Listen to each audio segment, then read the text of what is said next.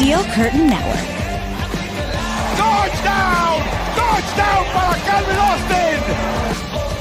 El Monte Washington es arma. ¿Quién más? ¿Quién más?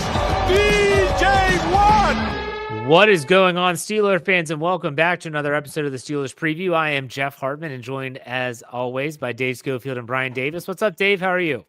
Hey, I'm good. If you wanted to have your day completely taken up with various little things going on with the Pittsburgh Steelers, it was a good day for that. It's not that there was any huge blockbusters that some fans are waiting for, but that between actually announcing some of these moves that the Steelers have made, having interviews with those players, other moves happening, it's been a pretty, I'd say, productive Steelers day. Yeah, kept you busy for sure. Bryan, welcome to the show. How's it going?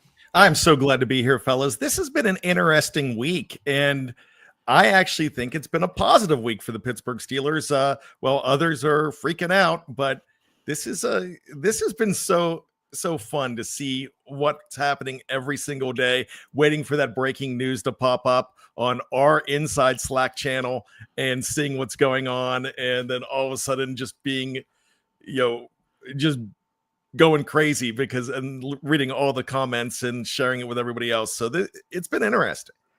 All right. So here's what I want to do with this show. Everyone on this podcast platform has done a great job talking about all the moves that have been made. I want to talk about just today, Thursday. Good call. Okay. So just Thursday, this morning around 11 a.m., Mason Rudolph agrees to a 2-year contract with the Pittsburgh Steelers, bringing him back. I think it was a great, and we'll get everyone's take on all this stuff in a second. Let's keep going.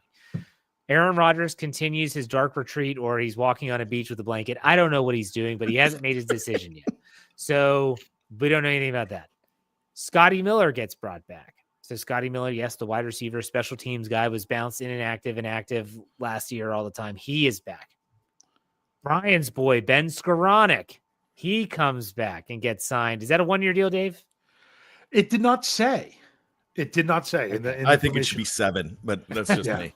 I'm assuming it's a 1-year lifetime deal, contract. But it did not say for sure, because I went to type those words for the website and I checked it. I'm like, you know what? Doesn't say. So I just got to let it go.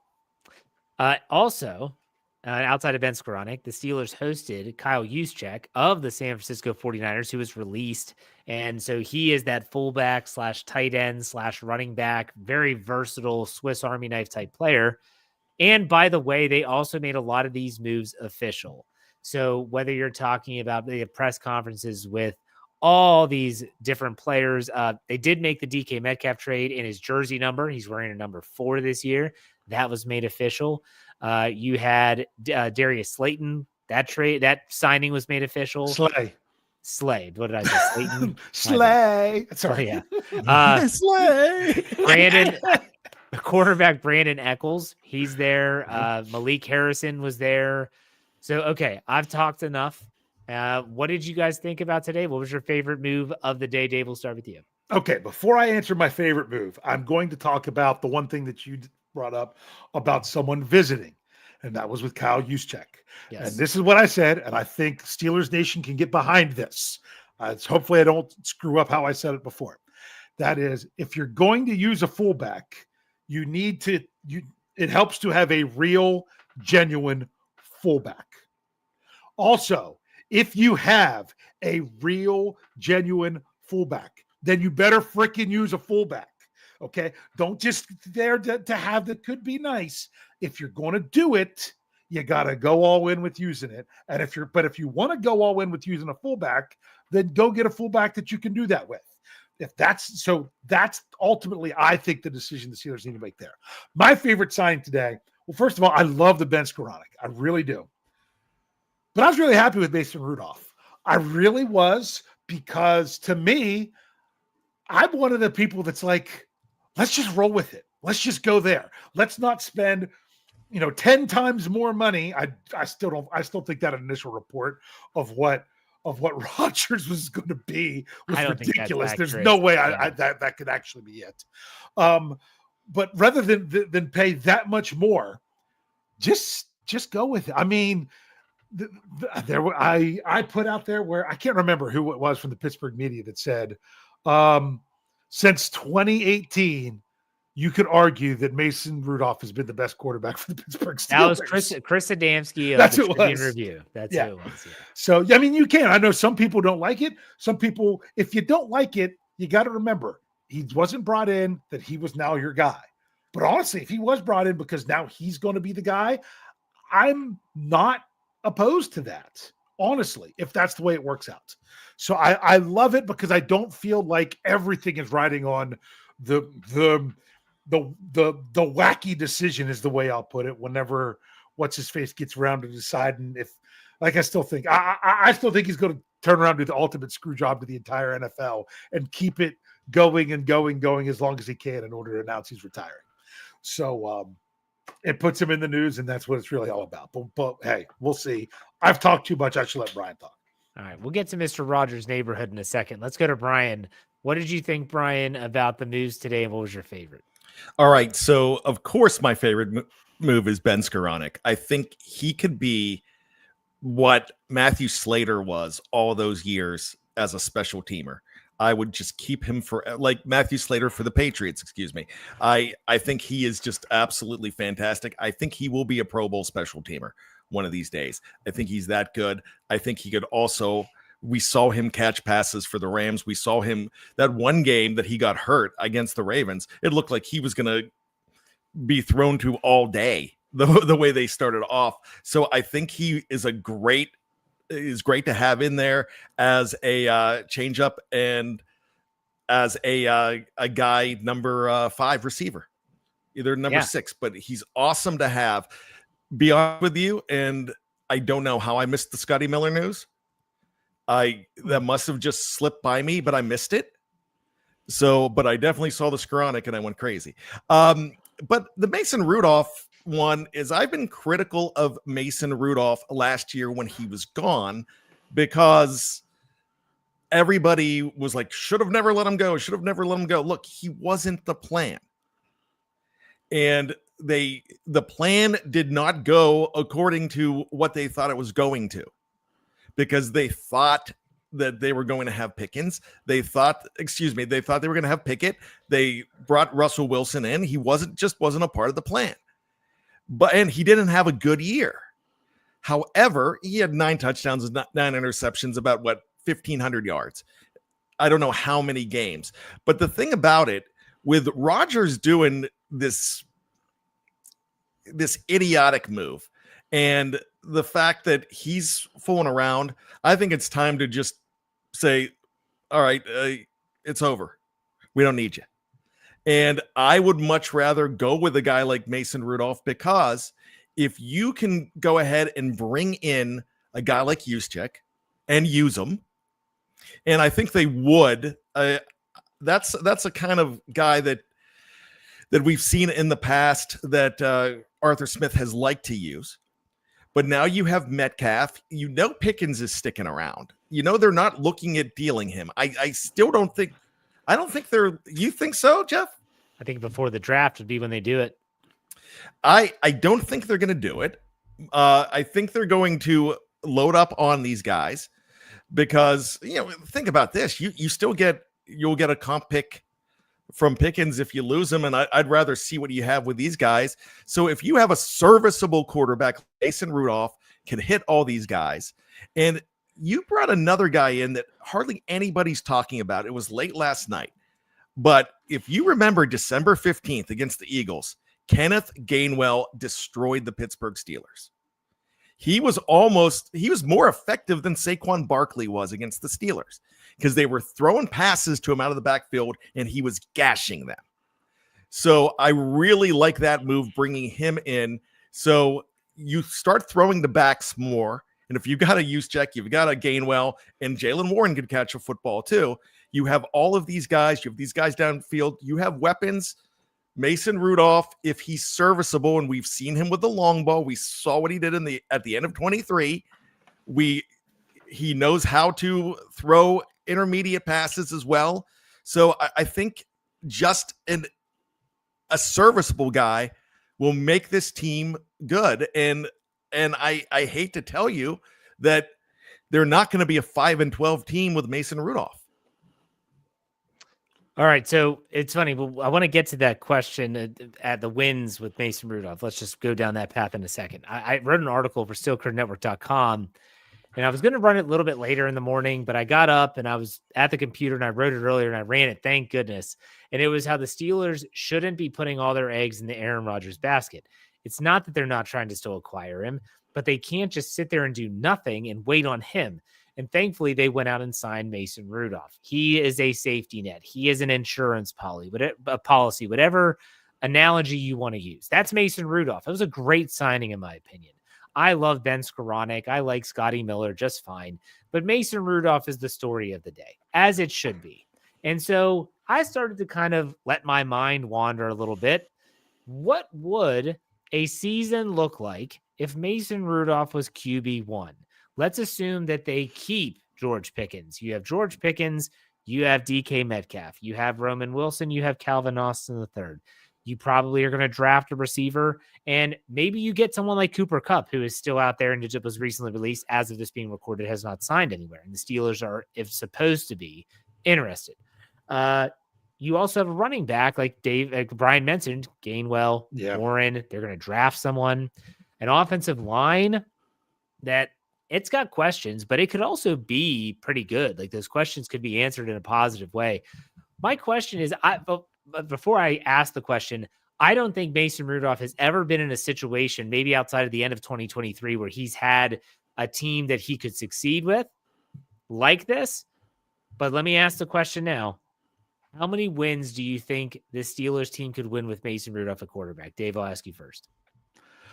I think you're looking about, but I hate to say it, I think you're looking right around where they've been over the last several seasons. I would still in the same zone. Now, if something happens, I mean, that's what I would predict as what I would expect.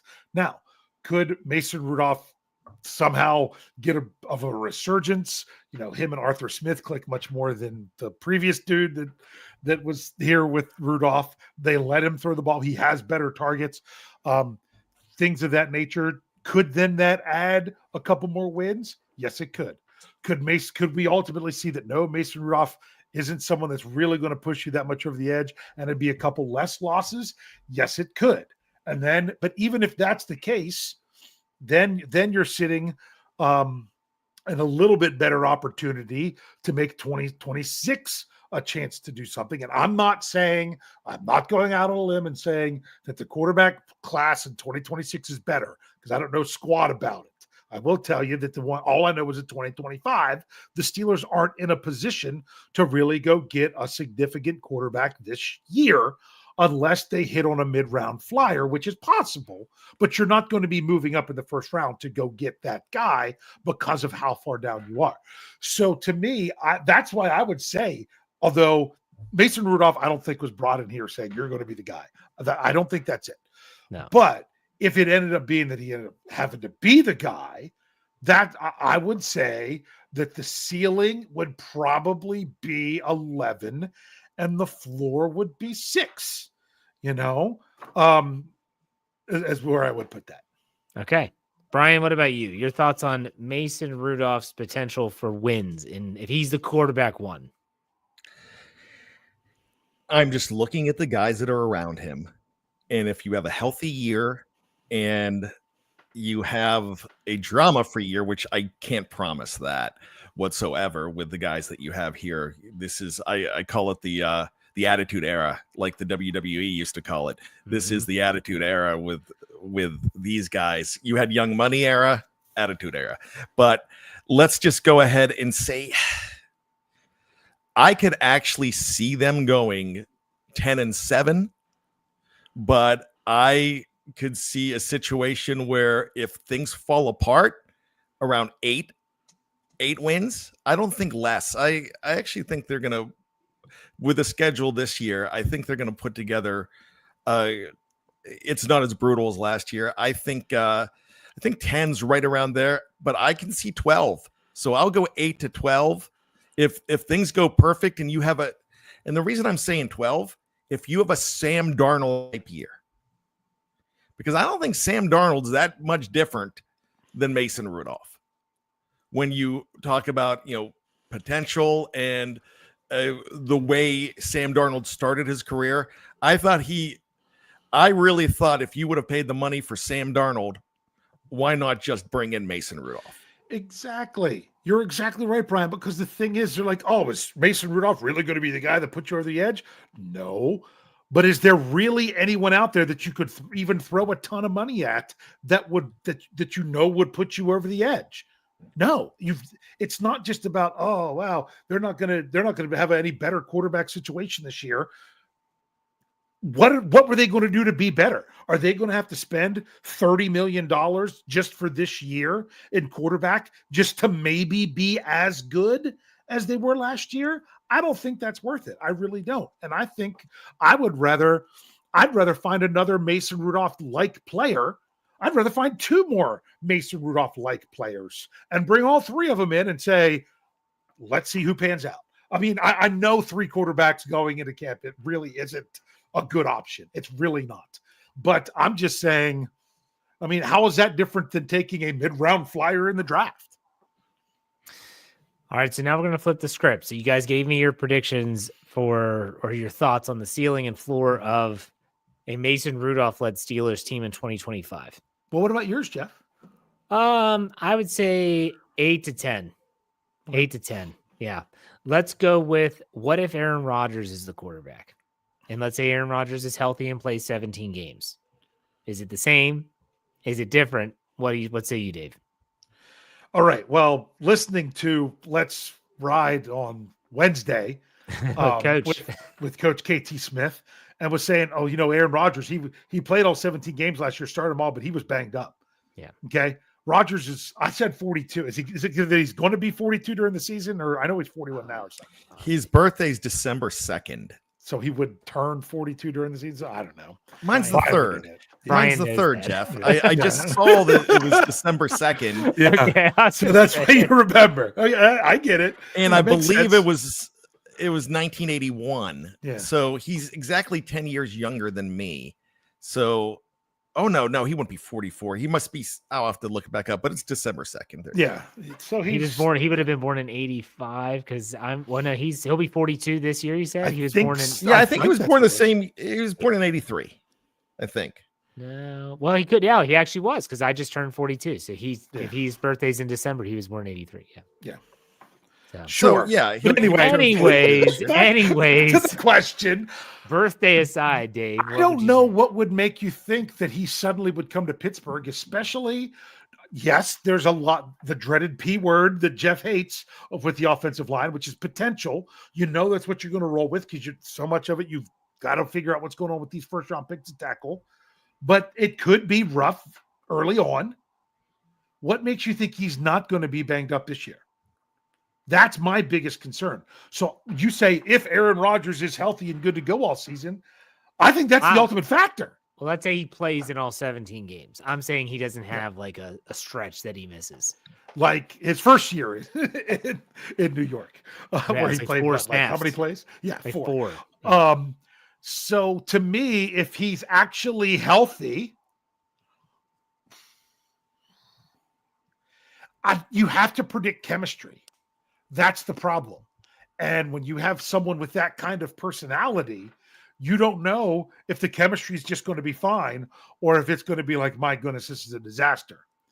That's why I give a range. I would say that they could win 12 games with Aaron Rodgers. And I also see that they could only win 8. I'll go 12 to 8 or 8 to 12 with him. Okay. Brian, what about you? Yeah, I'm thinking, I actually think that you probably get the same season out of Mason Rudolph that you do Aaron Rodgers at this point. That's fine. It's your opinion. Yeah. I think the ceiling is much higher if Aaron Rodgers is the quarterback. He's still a super accurate thrower of the football. You just got to give him time. He was that Jets team was not good. And I'm not saying that he was good and I'm not giving him a pass, but I think Aaron Rodgers, I would put that at 9 to 12. If it's 8 to 10 with Mason Rudolph, 9 to 12, I do think that the schedule sets up a lot better. And again, I think Aaron Rodgers, if you're looking for a guy, you don't want him to be mobile. You just need to find the open receivers.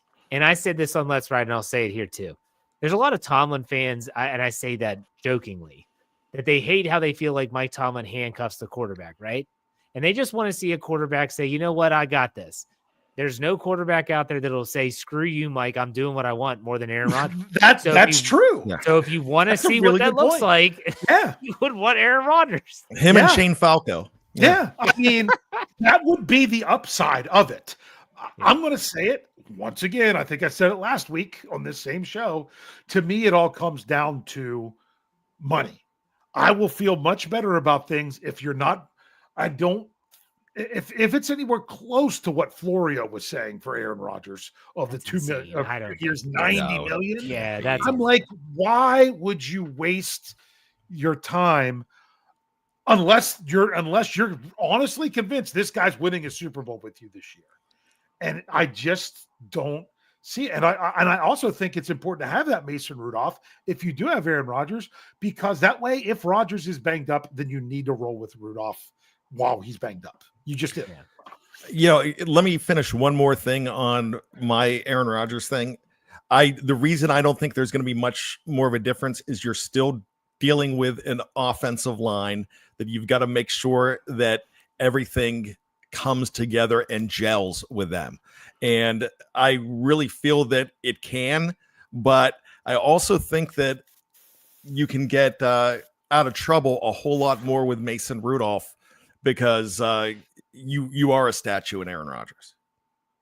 Yeah, and we'll see, and we'll cross that bridge when we get to it. And I have a Aaron Rodgers question for the back half of the show, but I'll tell you what, we're going to take a quick break. When we come back after the break, I want to talk about this comp pick theory, and I want to see if there's any truth to it, if you all believe it, or if you don't. We'll be right back after this break. Stay tuned.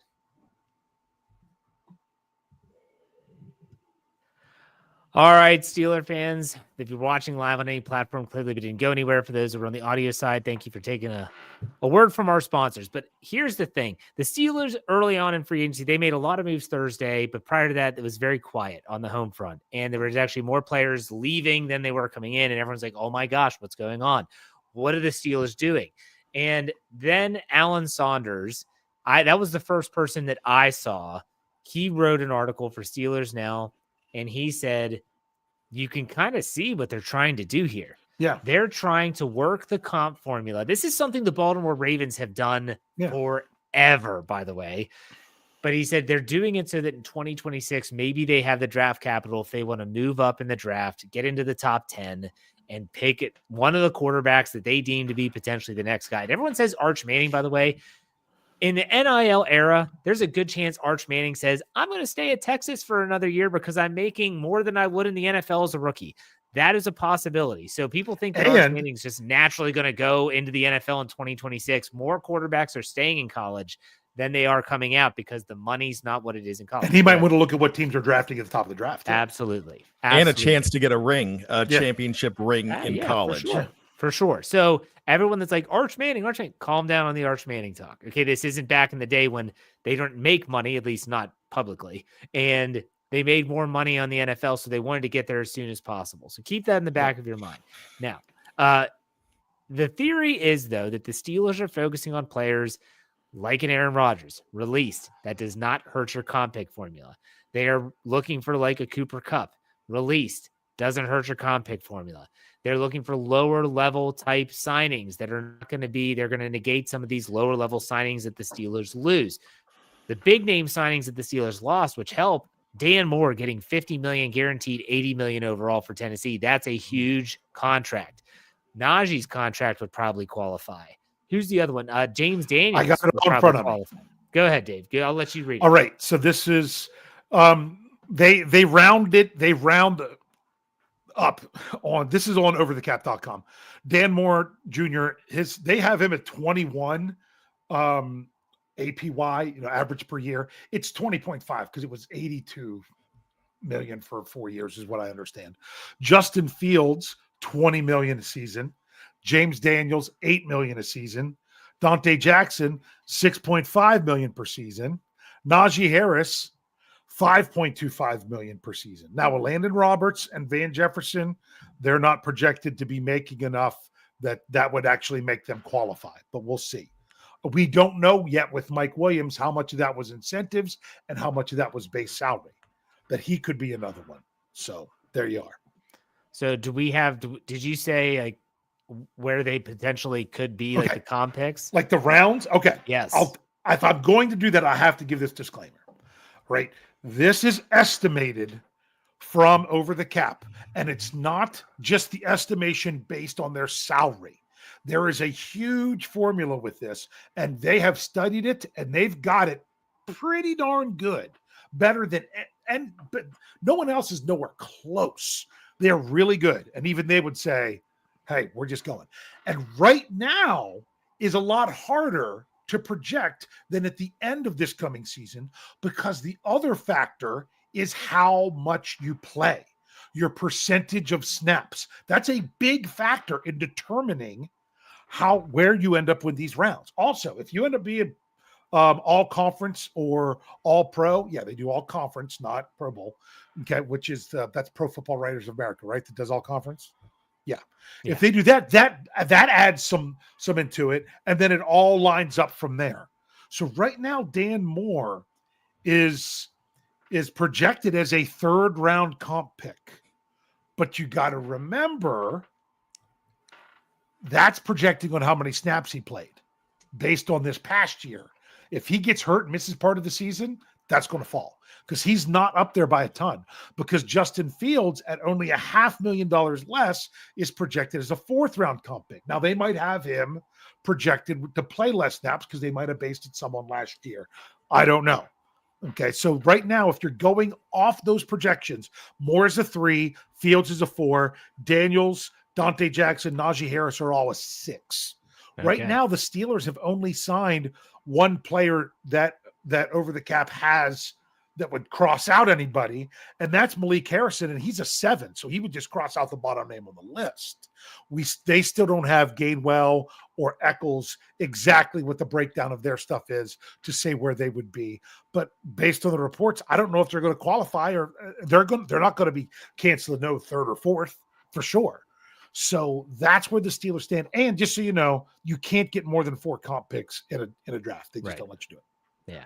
So, Brian, I'll let you go first. Are you a believer in this theory that the Steelers are playing this offseason in a fashion to get as many comp picks as possible, and so that they have all of that draft capital at the ready in 2026 so they can make a big, bold swing? No, I don't believe that whatsoever. It makes sense though. And I love everything Saunders says or writes. I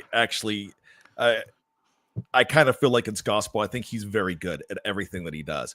So that's one guy that I believe in. But this was something that I think I don't want to call it a happy accident that now that you're looking at it, how they can get these guys. They kind of had a list. They've got the dry erase board, and they knew guys that they were going to go ahead and let go. And we knew all along, we even knew that they weren't bringing Najee back. And it's not because of the comp pick formula. It's just because it just wasn't working. I loved him, but it wasn't working to the way that they thought it would work. He's not the kind of back that is going to be productive for what they're doing, because I don't know what show I was listening to the other day. It might have been one of Dave's shows or Jeff's shows, but I think 37 yards was his longest. I've listened to so many things. Wasn't me. Actually, no, it wasn't one of your shows. I know exactly where that was. His longest was 37 yards. And the show that I was listening to, they named about 20 backs in Pittsburgh Steelers history that had more than 3.9 yards average, and all of them had more than a 37 yarder as his longest. So when you look at something like that, he wasn't the home run threat for them. It was not a Raider show. I'm going to say, I love Frosty. So that's got to be I love Raider it. show. I love Frosty. Yeah.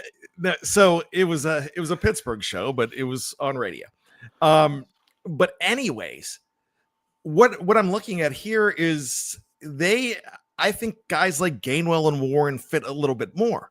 So when you're looking at that, they really maybe had a 5% chance of bringing back Najee.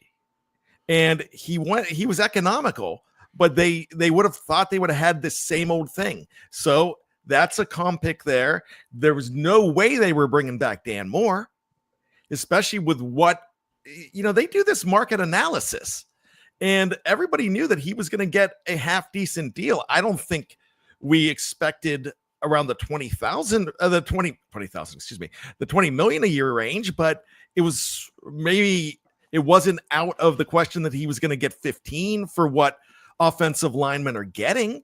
So a lot of those fair market values, the calculated market values were right on. Mike Williams' calculated market value was 6 million when I published it, and it was 6 million. He went for 1 year, 6 million, and went for exactly what I published. And I didn't come up with that. PFF did.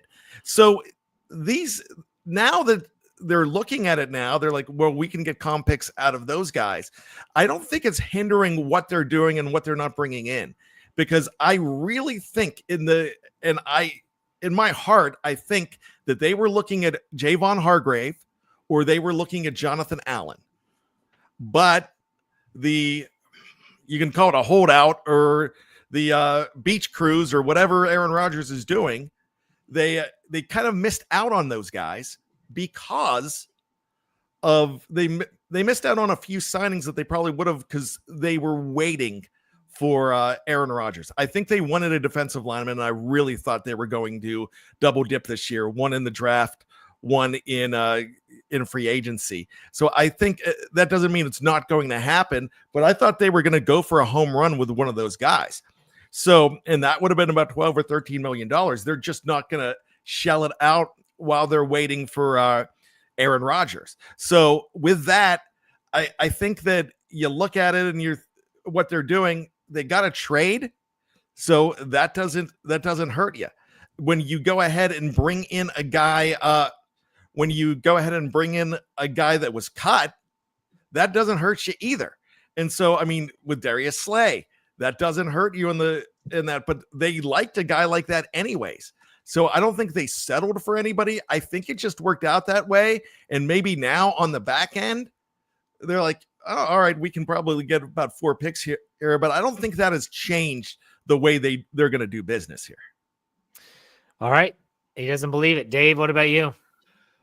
I think kind of like Brian, I don't think that was ultimately the goal. I don't think that's what's driving them in everything that they do, but you see an opportunity, you remember that opportunity, you don't not take a shot on somebody just that you can sign and want to sign just because it could affect the formula, but it's still there. I mean, my goodness, even if the Steelers went out and signed a huge don't even know who it would be, free agent that would count in the formula, because remember, Rodgers wouldn't count, just like Larry Ogunjobi doesn't count as a loss because he was cut. That I don't think that would keep them from doing it, because I think they'd still get a pick. They just might not get as high of one. So keep that in mind. Also, when I was saying all that before about the snaps or anything, remember that's what happened with Bud Dupree when he went to Tennessee. He was supposed to be a 3rd round pick, ended up being a 4th because he got hurt and didn't play as much.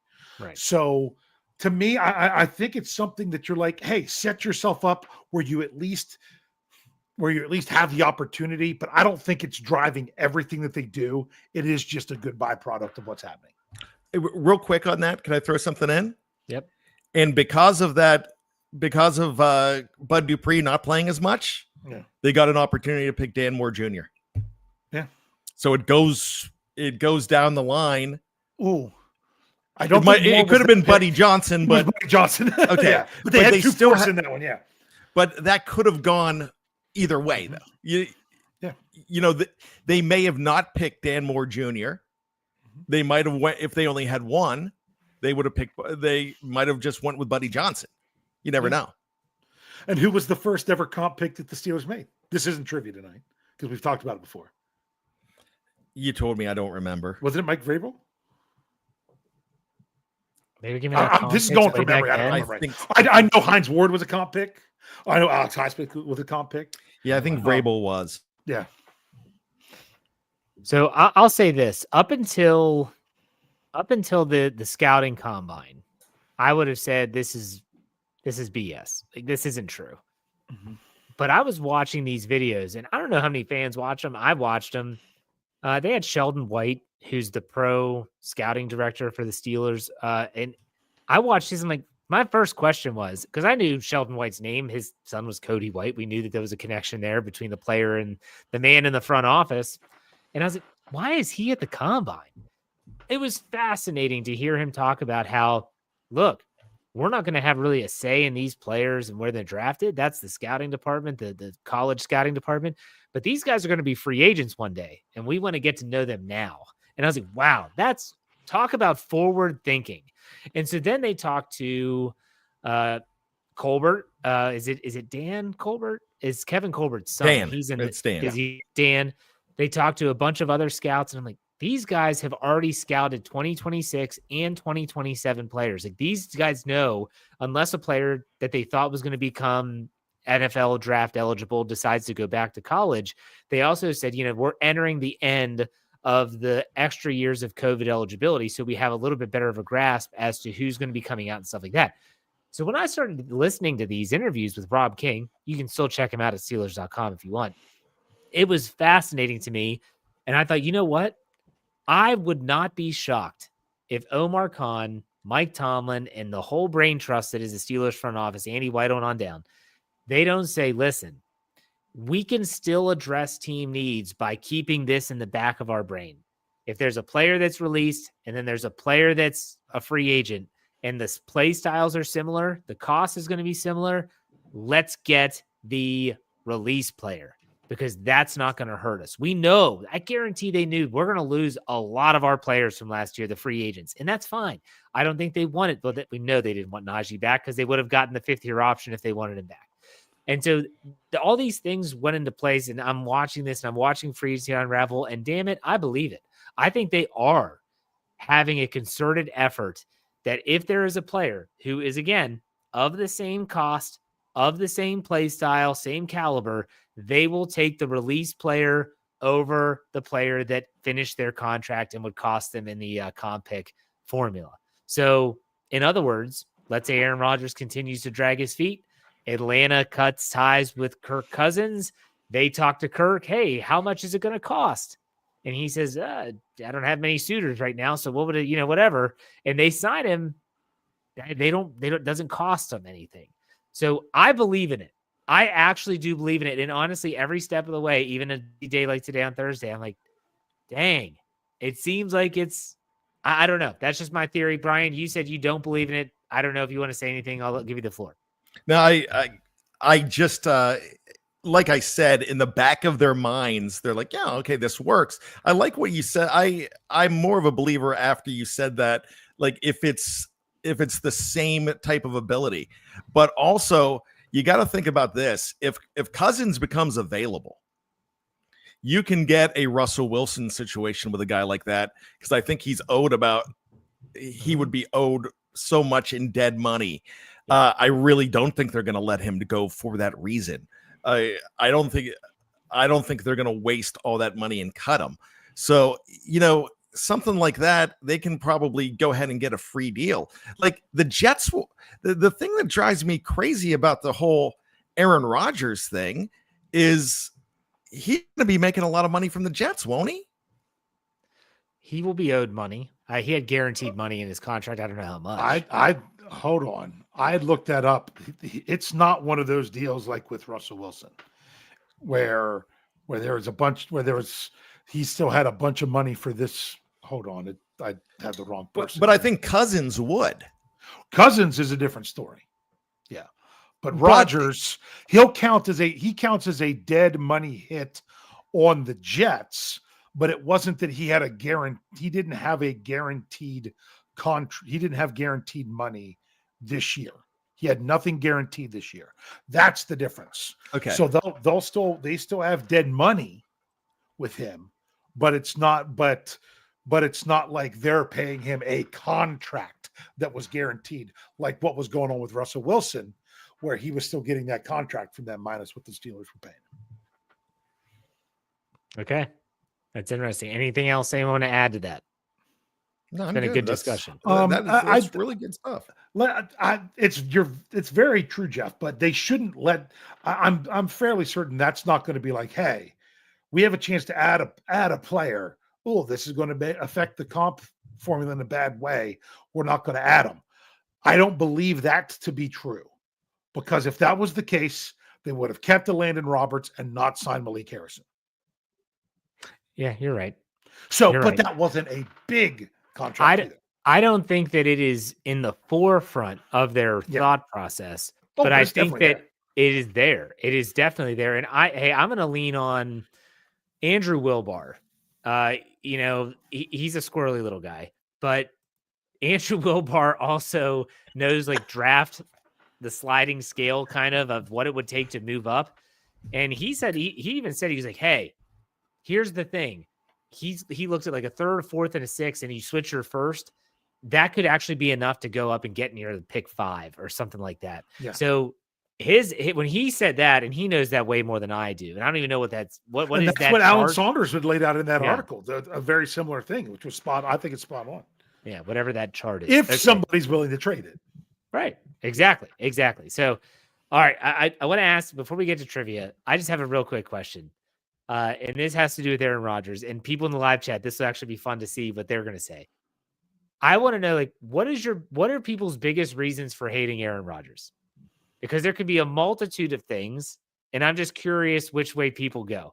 So, Dave, you've said on multiple podcasts that, you're not going to be as excited, and you wouldn't want to go to Dublin to see him in Ireland if Aaron Rodgers is the quarterback.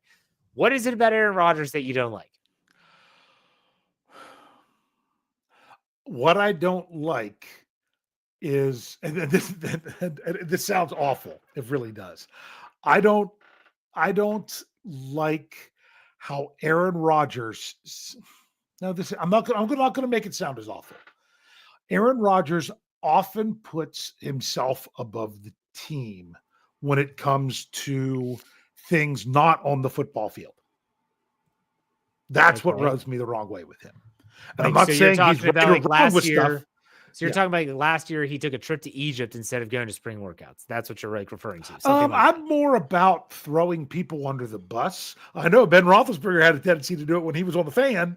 Yeah. But that's why some people are like, well, why should Ben be on the Fan? Well, why should, and those kind of things. So I'm not saying that it never happens. I'm just saying it does. That kind of bothers me. And honestly, I'm ready for the guy to fall apart as well. To think that, someone who missed so much of a season a couple of years ago, if it's the attitude of I'm coming in and wanting that much money. So like I'm saying, I could shift my feelings about him much more when I would see what kind of contract he would have.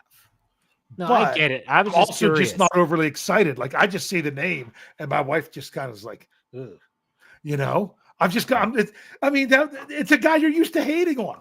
I mean, how long did he have to be not in purple to maybe even have the name of Joe Flacco not have you want to throw up in your mouth?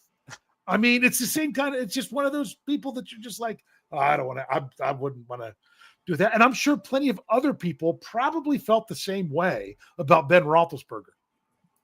Oh, yeah. So I understand that. So that's, and the fact that right now, he could be helping out the team, whatever team he goes to, so much more by letting them know he's coming, and he's not. Okay, it's fair. It's everyone has a different reason. So, Brian, what about you? Why do you not like Aaron Rodgers? Here's the thing. There's just things in his personality, and there was one thing that this should not be a reason to not want him to be my quarterback. But the rumors I heard about him disowning his father over a girl, that's just, I don't know if that's true, but it's something like that just makes me feel like a little bit like Dave said, looks like it almost feels like he's above everybody else. Yeah. And the situation right now, I feel like he's holding the Pittsburgh Steelers hostage right now. And it's like, you're going to have to wait to get me. You might have to wait to get me. Well, if my theory is true, they might have lost out on a defensive lineman, like I just said about 10 minutes ago, because of waiting for Aaron Rodgers. And I just don't find that to be team first. However, here's the thing about it. You have guys like this that George Pickens would kill to play for. He already said it. 2 guys you want to play with. He said it a couple weeks ago, like a week and a half ago. 2 guys you would love to play with. Ed Reed was one, and he's retired. And the other one was Aaron Rodgers. So in the huddle, guys trust him, though. So that's one of the reasons that I'm kind of thinking that, all right, maybe he might be okay if the team trusts him. But the Mike Williams thing last year, the throwing him under the bus, there's just little stuff like that. But I've never had hate for the guy. I mean, I have quarterbacks that I hate right now. If Lamar Jackson was not wearing purple, I would not hate him. I despise him for everything. I don't think I'd hate him. I like Baker Mayfield now. I actually do. As a Buccaneer. But if he comes back in the division and he's with the Bengals, I'd be like, nah, I hate that guy. So it's things like that. I would have hated Ben Roethlisberger, James Harrison, Hines Ward if they were not wearing black and gold because of what they do to your team. You have this bias with different guys.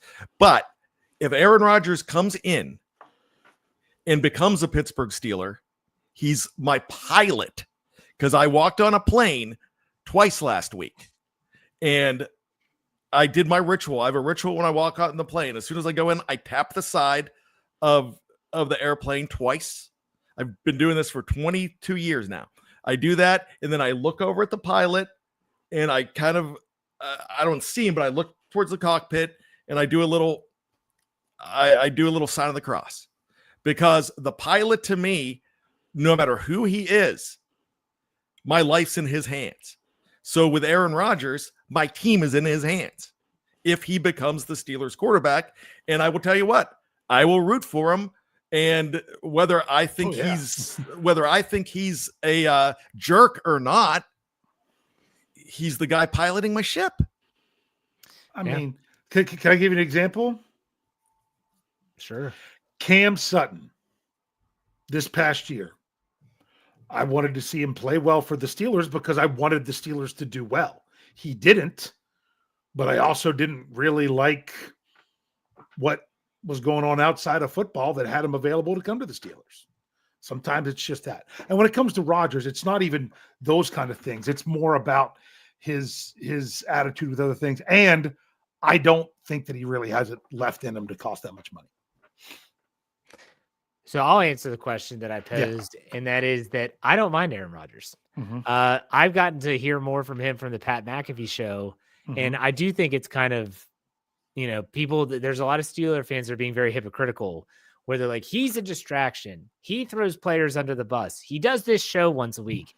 And yet they tuned in to 93.7 The Fan and the number one Cochran sports show, whatever it was, with Ben Roethlisberger when he was interviewed. And Ben Roethlisberger had a lot of distractions off the field, especially early in his career. And Ben had no problem throwing players under the bus. And yet you supported number 7. Now, people want to talk about his Aaron Rodgers and whether it's his political thoughts. I don't go to football players for those thoughts. I don't care about that stuff. I'm talking about football people. All right.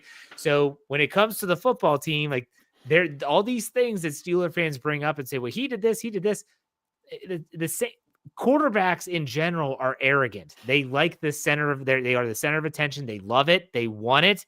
They crave it. And that's why a lot of football players struggle after football when it's gone and the spotlight is gone. But I will say this. Aaron Rodgers is going to be Aaron Rodgers. You know what you're getting. I don't think there is anything about this guy that is not known at this juncture. Yeah. So, like you said about Cam Sutton, we have no control over what the Steelers do. If they bring him in, let's do it. Let's see what happens. If they don't, okay, go Mason. Like that's where it is. Mm-hmm. But some people want to paint this real fine line and like, we're not going to support the team if Aaron Rodgers is signed. Why? Why? I don't know. I don't get it. See, my thing is, I'm just going to be apprehensive. I know I brought it up and said, hey, I don't know that I would, would I want to spend a bunch of money to go to Ireland if I knew it was going to be the year Aaron Rodgers is the quarterback? I'd be less likely, only because right now I'm not excited about it. You know what? I'm probably going to get excited about it later. My biggest thing I say was, I don't feel like he's necessarily a team first guy, but you know what would change my mind with that? What does it really come down to with me, Jeff? What is the number one thing when it comes down to the Steelers quarterback situation that I keep saying? Winning. Just win football games? I don't know. It's the money. Yeah. Because I don't think winning the football games with the crop that's out there is that wide of a difference. So I'd rather spend $10 million. I'd rather spend $10 million for 9 wins than $40 million for 11. That's just, that's just the way I'm looking at it right now, because I don't think any of those are guaranteed. So to me, it really is more about the money. It's the same reason I didn't want Russ back, because of that big money. Now I'm like, if it's not going to be that big, I would take Russ back. Honestly, I'd still rather have Rudolph right now just because of the money. I get it. I think my biggest problem with Aaron Rodgers is his age. And that's fair. Like it's the same feelings we had about with the money. Yeah. All right. This has been a good discussion. A lot of people in the live chat gave a lot of good stuff. We do have a super chat. I want to get to that before we get to trivia. Is that what you're going to say, Dave? Well, yeah, I was going to remind you about that. And I had one quick question about something else. All right. Nicholas Gabriel gives us $10. Thank you so much for the tip. He said the New York Giants, Pittsburgh, San Francisco, and Dallas will be the only teams without a quarterback drafted in the first or second round. Groveling for mid-free agent quarterbacks every year isn't going to make you a contender. Either be bad one year or take a swing. I agree. And the take a swing thing, if this comp pick theory, which is the whole title of the podcast, if that gets them to take a swing and they're like, look, we'll still have draft picks, but we're going to get all these comp picks and we can trade them now. We're going to trade them all up. I'm fine. Take that swing. I'm fine with drafting a quarterback every year until you get one that fits. I could see that. Here's the biggest thing. And this is the thing that I think where Steelers fans have Steelers bias, because if it's the team that you follow more than anyone else, there's certain times you think that they can do things that they can't. Like I've tried to debunk, the Steelers are great. They could draft a wide receiver whenever. They're great at drafting wide receivers. They actually haven't been as much recently. Where they have been working out. But you look back and you're like, you just need 1 year to stink and then reset. That's because the last time it happened, you managed to get the Browns to screw up and you land Ben Roethlisberger. That's the last time the Steelers had a losing record. And that's what you got the next year. It does not mean that the next time the Steelers have a losing record, you're going to get that quarterback. How many times did they have losing records between Terry Bradshaw and Ben Roethlisberger where they didn't get that quarterback? Just because it happened the last time doesn't mean, 1 year is going to be the magic elixir to make it happen, because you've got to hit on it. And there's no guarantee that they will. All right. Good stuff. Dave, you ready for trivia? Yeah. I was going to ask you guys something real quick. Did you see the thing? Who was it? What was it? I don't know if I don't want to quote the wrong place. It was Pro Football something. I don't know if it was Pro Football Focus or Pro Football. It was one of those places that somebody ripped on the Steelers for drafting or for trading for DK Metcalf about how terrible that draft was, or that trade was. That it was awful. Why would you do that? You have a similar receiver in George Pickens. That was just really dumb to trade for him, to give up, that you could do so much more with the second round pick. That sounds like a PFF thing than you could with a DK Metcalf. I'm going to ask you a question with you guys, because they're like two receivers that do the same thing. If you could clone DK Metcalf and put 2 DK Metcalfs on the field, would you do it? Yeah. Why would signing him because somebody else is similar be a bad idea? I don't think that I see George Pickens. Everyone's like, his play style is so similar. Yeah, sort of. DK Metcalf is built like a Mack truck. Yeah. I mean, this dude is, people that large are not supposed to be able to run that fast. It is insane. The guy's the same height and weight as Ben Roethlisberger's playing days, or at least as the program said for Ben. And He can run. He ran like a 4.340 or something at the combine, but he was coming out of Ole Miss. It's insane. George Pickens is great. They're really only similar to me in the fact that they're big play, vertical threats, and they have a temperament. Yeah. Yeah. Along those lines, Dave, I would take 2 George Pickens. Exactly. But that would have been one of the dumbest analyses that I'd heard. Oh, because a pick 52 is going to be so much better than a DK Metcalf. Colin Cowherd is full of great ideas. I don't think it was Cowherd. Since the beginning, but it was Cowherd. What said that? That's what everybody on the live chat's saying. Oh no, I read it in an article, so I know it wasn't Cowherd. He does it right. Okay, so yeah. he might have said that too. But here's the thing: I'm fine with both of my receivers being like that. I want my slot receiver to be different. Yeah, that's who I want to be different.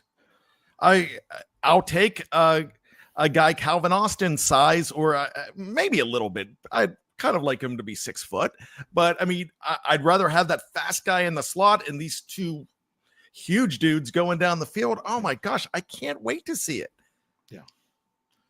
Yeah. So might have been multiple people said that, but if they do, come on, people. Like, you wouldn't take 2 DK Metcalfs on the field at the same time. I mean, okay. Trivia. This shouldn't take very long. Steelers brought back Mason Rudolph today. Mason Rudolph has a chance to make Steelers history. Any idea how? I'm going to take a guess. Okay. He has had some crazy long runs in his career. Is it a rushing thing? It is not a rushing thing. Oh, but he does have some long runs in his tenure. I mean, yeah. I don't know that. I'm just talking about all Mason Rudolph has to do is take a snap for the Pittsburgh Steelers during the regular season this year, and he will set a record that I can verify back to 1950. Can't go before that because that's all the further back Pro Football Reference goes. Is it that he left and came back? That he started a game for the Steelers, started a game somewhere else, and if he comes back and starts a game for the Steelers, that would be the first time that ever happened. But actually, it's never even happened to play. The Steelers have not had a quarterback take a snap for another team and come back to the Steelers and take a snap. That would have been my answer too. Yeah. So I really wanted to look at the last player who did that for the Steelers, but probably Cam Sutton. It was pretty easy. It was someone from last season. Cam Sutton. Before Cam Sutton, I bet it was Plaxico Burress. Oh no. Plaxico Burress. Oh, Miles Jack. I forgot about Miles Jack. No, he didn't play for anybody else. Play for somebody else. No, there was someone else on the team last year, guys. That played for someone else and then came back? Someone else and then came back and played for the Steelers. Because I know Debo was the easy answer. I was there the game he came back, but no, Corliss Waitman. Oh, I didn't even think about Corliss Waitman. I missed that one. Well, Terrell Edmonds was it? Terrell Edmonds, Steel Dog 88 was another one. He came back and played. Oh, he did play. I know he was on the team, but he did play a couple snaps. My goodness, here I should have counted all of them up. You still haven't got the one that I had. Who's one he had? He was even drafted by the Steelers. Why don't you just tell us who it is? How about Mr. Dirty Red himself? Tyler Matakevich. Out of Temple. So that, I wish I could have done. I forgot there was so many of them, or I would have counted them all up for this past year. Randall L. Randall L did, yeah. He came back and played in a Super Bowl. William Gay that was an important one, man. He was 4 years, then gone 1, and then back 4. We already said Terrell Edmonds. Edmonds is one. But they've never had a quarterback do that. No, they've never had a QB. I went through and looked at every quarterback that has ever appeared in a game for the Pittsburgh Steelers going back to 1950, and they have not. There you go. Good stuff. All right, let's do some final thoughts here. Brian, I'll let you go first. All right. So, a lot of people have been saying about how the Steelers have dropped the ball this week. And they've been saying that they don't like their free agency plan, especially at quarterback. But my thing to you is think about when there's going to be a snowstorm coming and you go to the supermarket and the cupboards are bare and you go ahead and you don't have Heinz ketchup or you don't have Manwich but you get an off-brand that you've had before that you don't like that much. It might be okay, but it's just not going to be as great as what it was, but it'll have to do. The quarterback class this year is they got to do. There was no sexy pick out there. There's no guy that you had to have, because a lot of people were fine with the fact that they were going to bring back Justin Fields, possibly, but the idea of Justin Fields, you were settling.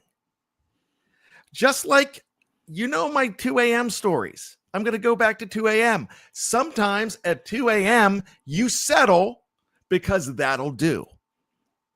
Well, that's what the Steelers would have done. So if you think Mason Rudolph probably is the best scenario here, because if this is supposed to be a transition quarterback year, but you still have everybody else on this team and you're still trying to build a team, you can do pretty well with a guy like Mason Rudolph. So this might not be a situation where they drop the ball at all. I think a lot of the picks have been very interesting. When I say picks, the transactions that they've made. They made a huge splash with that trade. So I don't think there's any ball dropping here. There was just no quarterback on the shelves that really made you go, wow, I gotta have that. There was no Cabbage Patch. There was no Furby. There was no Xbox. There was just a plain old, regular toy that you get every year. It was socks. There were socks on the shelf. And when you think about when you get socks for Christmas, you're not excited about it, but you wear them and they'll do, because that's what you got. All right. Dave, final thoughts. Things changed a lot for me today when it came to the Steelers. I was still like, what's going on? What are they doing? I like some of the additions that they've made. And you want to look at it like, have they improved as a team? Some of it's got to be players just getting better. Some of it's by adding new players. But to me, with a lot of it coming down to the quarterback position, the reason I feel better today, I'll say this. I know Mason Rudolph is not coming into the Steelers as their big plan for who their starter is in 2025. That is not the case. We all can admit that. But to me, I was like, after, they had nothing other than Skylar Thompson on a futures contract. So to me, I'm at least feel better that, like, we were talking about all the different plans on the Scobro show, plan A, B, C, D, down to plan E. We got to H or whatever. To me, by having a Mason Rudolph, if absolutely everything else fell out from underneath you, you at least have that as your floor. And that's why I started feeling better today, because I'm like, there was no floor. There was no floor at the quarterback position. Now you at least have a floor. We'll see what else they're going to do. I'm excited about it. And as you can say, as you sit there and Jeff Challenge just say, what do you not like about Aaron Rodgers? The more I think about it, like, if he comes in wearing a black and gold hat, that guy's going to look a whole lot better to me than he does wearing anything green. So that's just how I am. That's how it's going to be. I'm still excited to see what else they're going to do, because my goodness, we just need to move past. We need to continue to scrub that stench of the end of the 2024 season off of us so we can feel like Steelers fans again. Well said, gentlemen. Good show. Appreciate your time and efforts. Everyone that's out there listening, thank you all for listening or watching. Maybe check out SteelCurtainNetwork.com. It's a great website. Really proud of it. Dave does some great work. I know Brian's done some great work in free agency for us there. So SteelCurtainNetwork.com. Check it out every single day. Bookmark it. You don't want to, it's totally freaking free, by the way. So just enjoy it and make sure you check out all of our podcasts. But that does it for us. We'll be back on another Steelers preview. Dave, why don't you send us out? Hey. See you next week, everyone.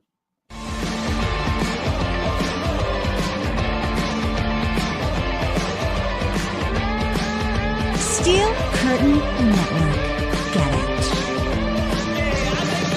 Get it. Everybody else gets a little tight.